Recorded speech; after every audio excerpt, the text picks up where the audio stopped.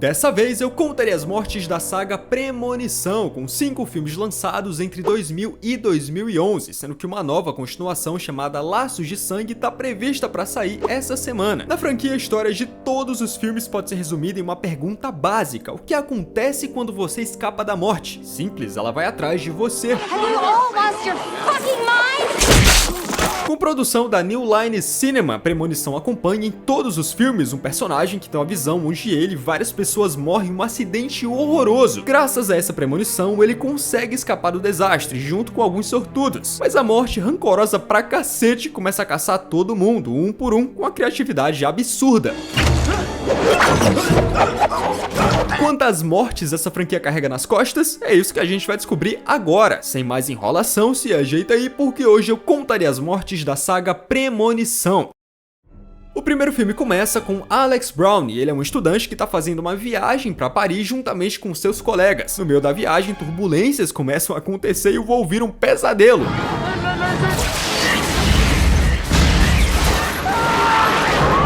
Mas era só uma premonição. Alex, que o filme faz questão de mostrar que é bem supersticioso, entra em pânico, grita que todo mundo vai morrer e arruma briga com Carter. Os dois são retirados do avião junto com Todd, amigo do Alex, Terry, namorada do Carter, os estudantes Billy e Clear. Essa só saiu porque viu um artigo sobre o acidente da princesa Diana e a professora Valerie. Outra discussão acontece entre os dois e logo em seguida o avião explode. Mais tarde o noticiário confirma: 287 pessoas morreram.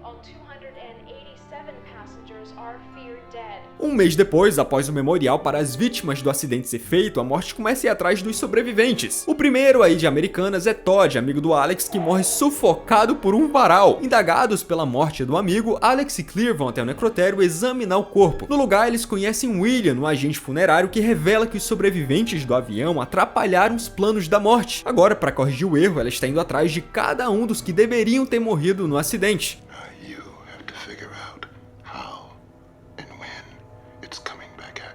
Alex e Clear estão numa cafeteria discutindo sobre os planos da morte até que Carter e Terry chegam no local, assim como a professora deles e o Billy. Carter e Alex começam a discutir e Terry, de saco cheio da birra entre os dois, vai embora. Essa cena é tão imprevisível que na sequência Alex aparece tomando um calmante. É aí que ele percebe, vendo uma reportagem sobre o acidente, que os sobreviventes estão morrendo na mesma ordem que morreriam no avião. E a próxima da lista é a professora Valerie. Ela inclusive morre do jeito mais maldoso possível. Um choque térmico na caneca desencadeia uma reação em cadeia, o computador explode na cara dela, facas caem do nada, e eu acho que é só isso. Alex se reúne com os outros sobreviventes e explica o plano da morte. Carter, o próximo da lista, para o carro bem no meio da linha do trem, dizendo que vai morrer quando quiser. Acontece que o cara se borra de medo e muda de ideia no último segundo, mas o cinto não quer sair. Felizmente, Alex o salva e o carro do Carter é explodido. Billy não tem a mesma sorte, sendo acertado por um destroço desse acidente.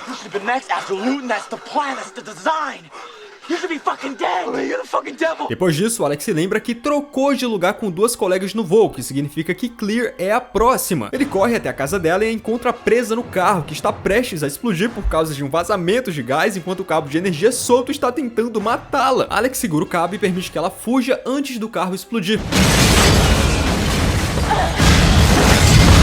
6 meses depois, Alex, Clear e Carter estão em Paris comemorando a passada de perna que deram na morte. Mas Alex, ainda bitolado, percebe que tem algo de errado. Se ele salvou a Clear, quem salvou ele? Exatamente, ninguém. A morte começa a dar sinais e um ônibus quase que atropela o cara. Ao desviar, o veículo acerta uma placa que derruba um letreiro que vai em direção ao Alex, mas Carter o salva e morre no processo. So who's next? O segundo filme começa um ano depois do acidente que marcou o primeiro filme, o Voo 180. Agora seguimos a Kimberly Corman, que está indo viajar com seus amigos. No meio do trajeto, ela tem uma premonição de um acidente horroroso naquela rodovia.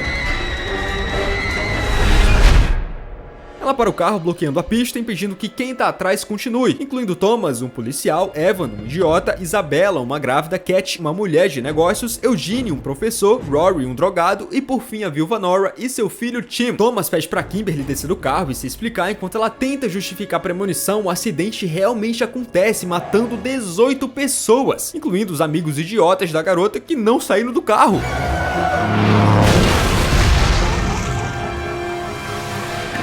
Na Na delegacia, Kimberly conta para os outros sobreviventes que teve uma visão parecida com a do Alex no voo 180 e naturalmente ninguém acredita nela. Mas logo a morte começa a trabalhar, sendo Evan o primeiro a bater as botas. Ele escapa de um incêndio no apartamento só para ser morto por uma escada que cai em cima dele.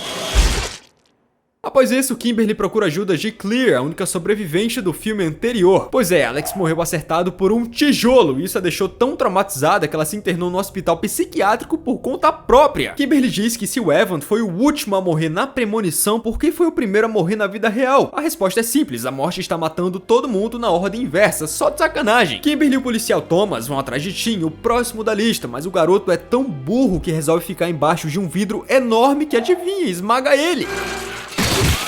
Clear resolve sair da clínica e ajudar. Ela leva Kimberly e Thomas até o William, o agente funerário do primeiro filme. Lá ele revela que a única forma de enganar a morte é criando uma nova vida. Eles chegam à conclusão que o bebê da Isabela é a chave pra tudo. As duas então se reúnem com os outros sobreviventes e explicam a situação, mas Nora e Eugene acham a história ridícula e vão embora. Resultado, no elevador, o cabelo da Nora prende num gancho, ela entra em pânico e acaba sendo decapitada pela porta. A galera segue pro hospital onde Isabela vai dar à luz, mas no caminho percebem algo. Eles só estavam naquela rodovia porque desviaram do trajeto por causa do acidente do voo 180, ou seja, escaparam da morte 2 vezes. No meio do caminho, o pneu do carro estoura e o grupo colide uma pilha de canos. Todo mundo sobrevive, mas Eugene se fere gravemente. Cat fica presa no carro por causa de um tronco e Rory salva um garoto chamado Brian que mora perto desse local onde o acidente aconteceu de ser atropelado por uma van. Quando os bombeiros tentam serrar o carro da Cat, o impacto aciona o airbag, que joga a cabeça dela contra um cano atrás do banco. A finada, que estava fumando um cigarro durante o resgate, o deixa cair por óbvias razões e o negócio cai em cima de um rastro de gasolina daquela van que explode, arremessando o arame farpado que desmembra o maconheiro do Rory. No meio da confusão, Isabela dá a luz, mas chegando no hospital, Kimberly percebe só agora que a grávida sobreviveu na sua premonição. Ao mesmo tempo, no quarto onde Eugene está sendo tratado, um vazamento de gás resulta em uma explosão que mata ele e a Clear. Kimberly tem outra premonição e conclui que a única forma de enganar a morte é se afogando e sendo trazida de volta à vida. Ela dirige até um lago, se afoga, é resgatada por Thomas, levada ao hospital e ressuscitada. Como ela tecnicamente morreu e voltou, conseguiu burlar os planos da morte. No fim, Thomas e Kimberly são convidados para um churrasco na casa da família do Brian, aquele garoto que Rory salvou. Durante a refeição, o pai do Brian comenta: sabia que ele quase foi atropelado por uma van de notícias? Pois é. O terceiro filme começa com o estudante Wendy e seus amigos indo para um parque de diversões comemorar a formatura. Tudo está indo bem até eles decidirem ir na montanha-russa do capeta. Como já era de se esperar, Wendy tem uma premonição em que todos morrem de formas horrorosas.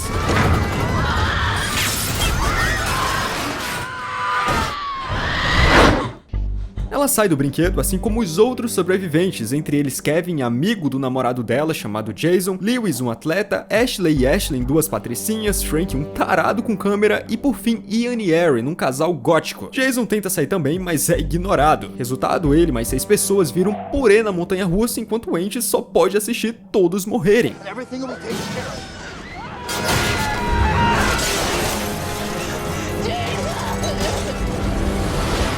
Algum tempo depois, Kevin comenta com Andy sobre o voo 180 e como tudo parece estar se repetindo. As primeiras da fila são Ashley e Ashlyn, que morrem de uma forma grotesca. Mas aqui a morte não precisa fazer esforço, elas simplesmente se trancam numa câmera de bronzeamento com temperatura altíssima, ignoram todos os avisos e viram frango assado.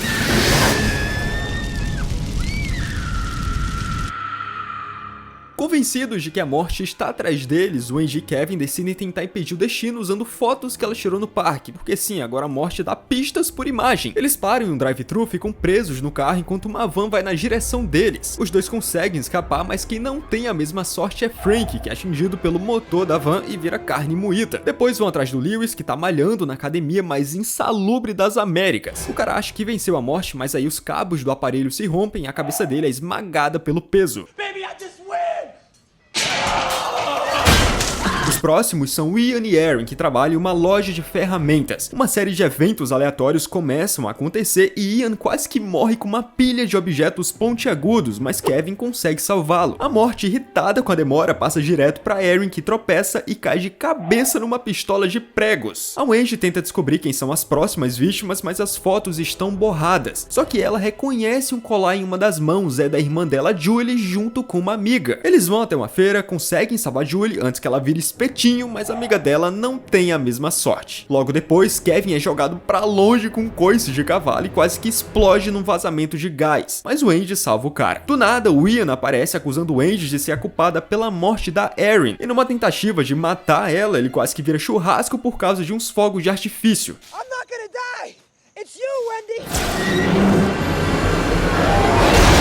5 meses depois, achando que escaparam da morte, Wendy, Julie e Kevin seguem com suas vidas, até se encontrarem por coincidência em um metrô. Então que Wendy tem mais uma premonição, todos no trem vão morrer. Infelizmente, o trem já partiu e o que resta é esperar a morte chegar. Como o filme corta depois disso e o trem tá bem fechado, eu contarei as mortes que aconteceram na premonição. Então lá vai. Julie é acertada por uma roda que se solta do trem, Kevin é triturado e vira espaguete, o transporte descarrilha matando uma galera, algo entre 11 pessoas, talvez mais, e por fim o Wendy é atropelada por outro trem.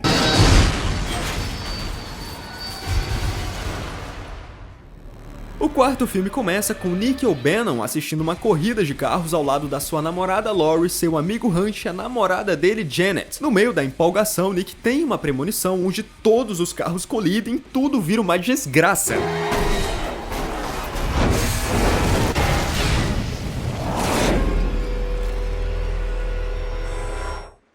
Desesperado, Nick causa um tumulto e foge do local com os seus amigos e outros sortudos. Entre eles são Carter, um caminhoneiro racista que deixou a namorada dele sozinha na arquibancada, Andy, um mecânico, Nadia, a namorada dele, George, um segurança e por fim Samantha, mãe de 2 filhos. O acidente realmente acontece matando a namorada do Carter mais 50 pessoas. Sim, 50, eles mencionam isso mais tarde. E também Nadia, que é atingida por um pneu voador. Na mesma noite, Carter, completamente embriagado, vai até a casa do George para atacar fogo numa cruz, culpando o cara pela morte da namorada. Mas como a estupidez sempre vence, o caminhão dele começa a vazar gasolina, pega fogo e explode, arrastando o próprio Carter junto.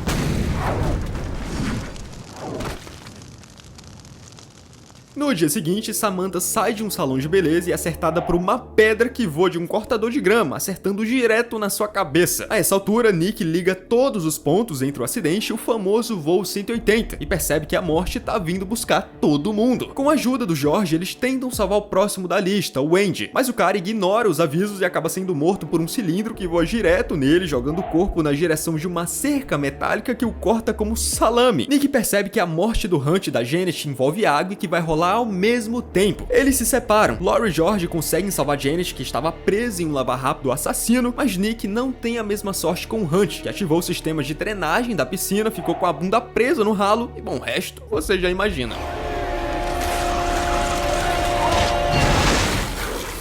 Um tempo depois, Nick acaba descobrindo que alguém sobreviveu ao acidente por causa da sua premonição. Ele e George correm pro hospital tentando salvar o cara, mas chegam justo na hora em que uma banheira despenca do andar de cima e esmaga o pobre coitado. Saindo do hospital, Nick tem outra premonição. Lori e Janet vão morrer numa explosão no cinema. No mesmo instante, George é atropelado por uma ambulância. Nick corre desesperado pro shopping para impedir um incêndio. Ele encontra o foco do fogo, tenta apagar, mas é acertado por uma pistola de pregos. Mesmo ferido, ele consegue ativar os sprinklers e apaga o incêndio. 2 semanas se passam. Nick, Lori e Janet vão a uma lanchonete comemorar a vitória contra a morte, achando que finalmente estão a salvo, mas aí Nick começa a perceber sinais estranhos e entende que o jogo ainda não acabou. Logo em seguida, uma plataforma desaba na rua, fazendo um caminhão desviar e acertar os 3 em cheio. O quinto filme começa com Sam, funcionário da empresa Presságio, se preparando para um retiro com os colegas de trabalho. Mas antes mesmo da viagem, a namorada dele, Molly, resolve dar um pé na sua bunda. We're not working out. Durante o trajeto, enquanto passam por uma ponte em reforma, Sam tem uma premonição em que o vento ajuda a ponte a colapsar, matando geral, com exceção da Molly. O cara entra em pânico e sai do ônibus juntamente com Molly, Peter, melhor amigo dele, Candice, namorada do Peter, Nathan, outro amigo dele, seus colegas Olivia e Isaac e por fim seu chefe Dennis. A ponte desaba de verdade, o desastre mata 86 pessoas. Authorities are now calling the North Bay Bridge collapse a Depois disso, os sobreviventes são interrogados por um agente federal chamado Jim e mais tarde comparecem ao memorial em homenagem às vítimas. Ao saírem de lá, cruzam caminho com William Bloodworth. Logo depois, a morte começa a brincar com os sobreviventes de novo. Quem disse que é ginasta se desequilibra durante o treino e se espatifa no chão. O próximo é Isaac, que durante uma sessão de acupuntura fica preso numa sala em chamas e para finalizar é acertado por uma estátua do Buda. Sam e Molly reatam o namoro e um pouco depois Peter conta que Isaac morreu. No local da morte dele, Bloodworth dá uma dica: se quiser enganar a morte, mate outra pessoa e tome a vida dela. We kill someone, we get their life. Is that what you're telling me? Sam se lembra que na sua premonição, Molly foi a única que sobreviveu, então a morte não estaria atrás dela. Isso deixa Peter furioso, já que o amigo nem tentou salvá-lo na sua visão. Enquanto isso, Olivia vai fazer uma cirurgia nos olhos. Uma mistura de negligência profissional e aparelhos defeituosos faz com que ela leve um raio laser no olho, entre em pânico e caia de vários andares até virar panqueca. Você percebe que os sobreviventes estão morrendo na mesma ordem da premonição e percebe que Nathan é o próximo. Enquanto trabalha, ele tenta salvar um colega de ser atingido por um gancho, mas acaba empurrando o cara direto pro ponto de impacto, matando-o acidentalmente. Os outros acham que ao roubar a vida do cara, Nathan se livrou da lista da morte. Quem temos certeza que não se livrou é o Dennis, que é acertado por uma chave inglesa que saiu voando em sua direção. Dennis! Who's Dennis?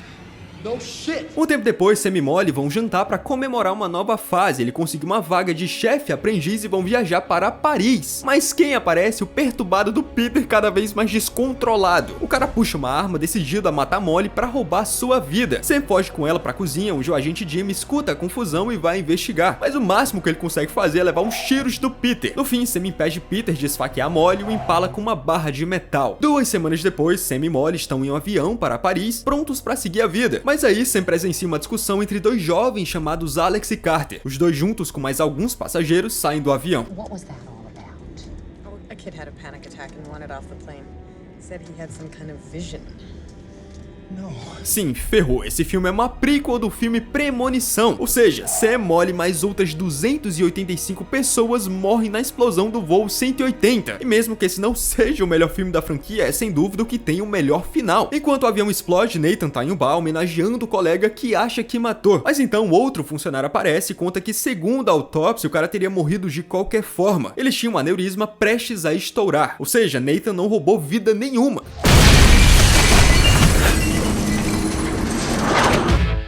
Segundo os meus cálculos, a franquia Premonição teve ao longo de 5 filmes um total de 502 mortes. Lembrando que nesse número não estou contando 2 vezes as mortes do voo 180, já que elas foram computadas no primeiro filme. O filme com mais mortes é o quinto, com 381 corpos. O que tem menos é o segundo, com apenas 27 mortes.